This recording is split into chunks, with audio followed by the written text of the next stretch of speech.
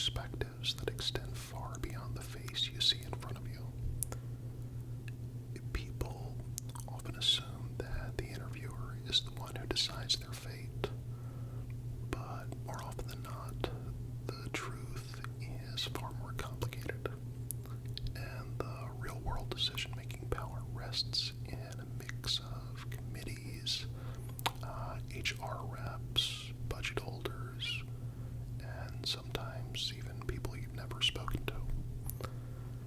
Now, the first thing to understand is that interviews themselves are rarely just about evaluating your skills. They're also about collecting impressions that get fed back into a larger process. The person who spends the most time with you during interviews may be someone tasked with assessing your technical capabilities, or with seeing how you might fit in with the existing team culture, or even just with going through a checklist of competencies that the company has decided are important. That person's voice certainly matters, but their role might be more like scout reporting back to headquarters as opposed to a general making the final call. They gather data points, how you presented yourself, whether your experience matched the role on paper, how you responded under pressure, and whether you seem like someone they could work with day in, day out. But when the dust settles, that person may not be sitting in the room when the ultimate hiring decision's made. On the other end of the spectrum, people often assume that the most senior person you speak with during the hiring process, the manager, director, vice president, CEO, is the one holding the golden key to the decision. Sometimes they do, absolutely, but surprisingly often they don't. A senior figure may interview you not to pass judgment on your detailed abilities, but to make sure you align with the company's broader goals and values. They might weigh in with a yes or no, but their word doesn't always overrule the others. In many organizations, especially your larger ones, hiring decisions are structured to prevent a single powerful voice from dominating. It's not always about hierarchy. It's about consensus, policy, and alignment with the company's hiring framework. Now, behind the scenes, once you've finished your interviews, what usually happens is that every person you met with fills out some sort of evaluation.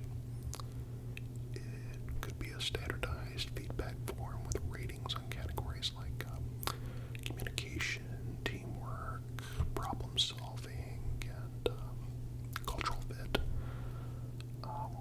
It could be a free-form write-up of impressions. It could be a quick debrief meeting with the hiring manager. Those notes, comments, and scores get compared, and often HR is the one facilitating this comparison. HR plays a quiet but critical role. They're the ones making sure the hiring process is fair, compliant, and in line with company policy. They also have to ensure that the decision can be defended if it's ever questioned, especially when issues of equal opportunity or discrimination come into play. So while the person you interviewed might feel like the most important gatekeeper at the time, the real gears of the decision machine are turning elsewhere. Another layer to this is the budgetary and organizational approval process. Even if the team you're interviewing with loves you, even if the senior manager gives a glowing thumbs up, there are still considerations about salary bands, account approvals, and whether the timing aligns with the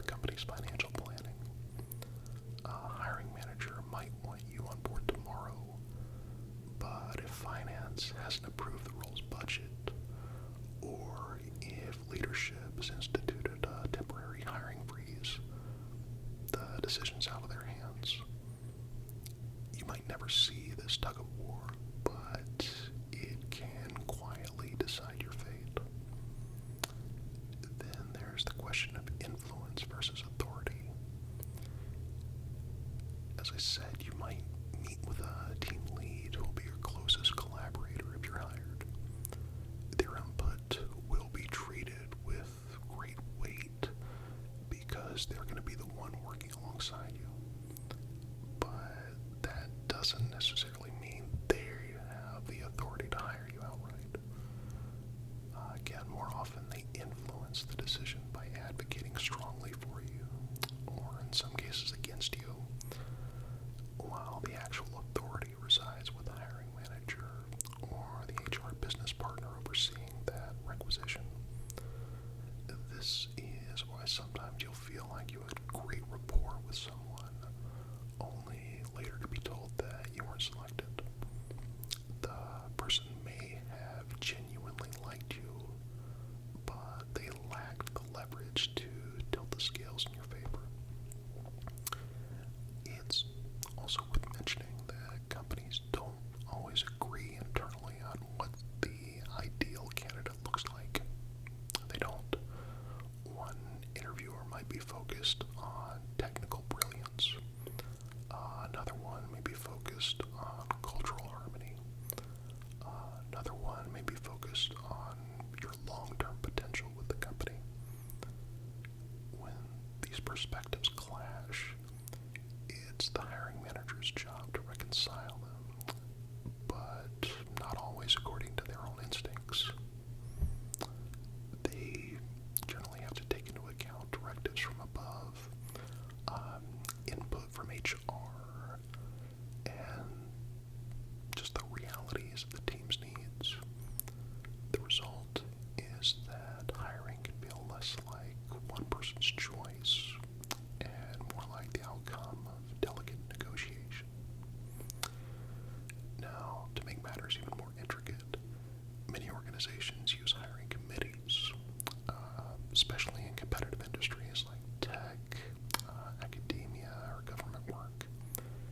These committees function similar to juries, with each member presenting their case and the group arriving on a collective verdict. Here, the person you spent the most time with is just one vote among many. Their support might give you some momentum, but a single dissenting voice or a lack of consensus can stall your candidacy.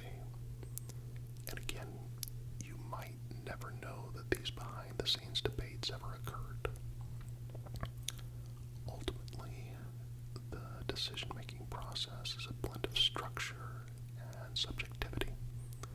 Companies build frameworks, rubrics, scorecards, HR guidelines, all that good stuff, to try to make hiring objective and consistent. But human judgment inevitably seeps in, whether it's someone feeling like you reminded them of a past colleague that they loved, or a candidate they had a bad experience with. That's why sometimes you'll get passed over despite having every qualification on paper, while someone less experienced lands the role because they connected with the right person in the right way. So, when you think about what goes on behind the scenes, picture less of a single gatekeeper and more of a network of inputs being funneled upward and outward until they converge into a final decision. The person you saw the most may not have the authority. The most senior person may not have the final say. And the true decision makers may be a collection of individuals you never even met. What you do